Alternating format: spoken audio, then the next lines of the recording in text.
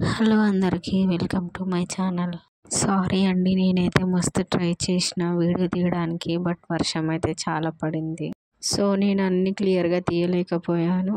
కాకపోతే కొన్ని షార్ట్స్ అయితే షూట్ చేశాను.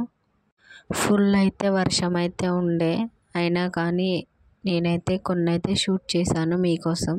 మా గల్లీలో మా బుజ్జి గణపయ్య నిమజ్జనం అయితే ఈరోజు అయితే జరిగింది.